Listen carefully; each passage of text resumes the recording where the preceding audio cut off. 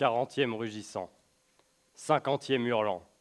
Ces parallèles sont signes de l'entrée dans un océan particulièrement agité et inhospitalier, où on ne trouve que peu de terres émergées.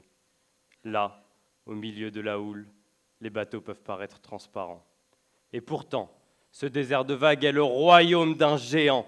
Avec ses 3,50 m d'envergure et son plumage blanc, l'albatros hurleur ne passe pas inaperçu dans le bleu environnant. Afin de trouver sa nourriture, parcourant sans cesse les mers, il lui arrive de suivre, indolent compagnon de voyage, les navires glissant sur les gouffres amers. Mais ce roi de l'azur, adroit et majestueux, est en fait un colosse aux pieds d'argile, vulnérable et malchanceux. Ne sentant pas le danger, se jetant sur les lignes de pêche appâtées, entraîné vers le fond, une fois hameçonné, ses ailes de géant l'empêchent de plonger. Au cours des années 70 et 80, la population d'albatros hurleurs a été divisée par 2 dans les terres australes françaises.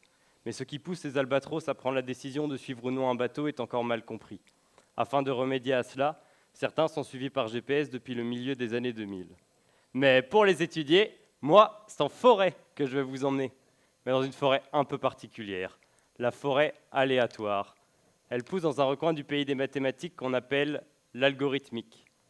On y trouve des arbres de décision. Mon défi, c'est de trouver ceux qui me permettront de dire, à partir de la trajectoire d'un oiseau, s'il se trouve ou non derrière un bateau. Problème, on ne sait pas où sont ces bateaux. Dans l'océan austral, au moins un tiers d'entre eux ne sont pas recensés, pour différentes raisons. Système automatique d'identification non obligatoire ou défectueux, présence illégale de certains bateaux de pêche. Je vous ai peut-être perdu là.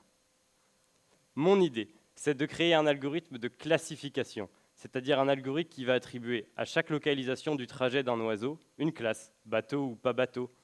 Pour ce faire, l'algorithme crée des arbres qui l'aident à prendre sa décision. À chaque fourche, qui correspond à une variable, on choisit la branche qu'on emprunte en fonction de la valeur de cette variable. Une fois arrivé à la cime, on obtient la classe à laquelle notre point appartient, bateau ou pas bateau. Les variables sont liées soit à l'oiseau, comme l'âge ou le sexe, soit à la trajectoire, comme la vitesse ou la sinuosité. L'objectif, utiliser mes prédictions sur les interactions entre bateau et albatros pour pouvoir comprendre quand et pourquoi ces interactions se produisent, afin de laisser à jamais ce géant en paix, qui, tel l'arbre cachant la forêt, amène avec lui une myriade d'autres oiseaux qui disparaissent sans que l'on entende leur nom, tous souffrant des mêmes maux, pétrels, océanides et prions.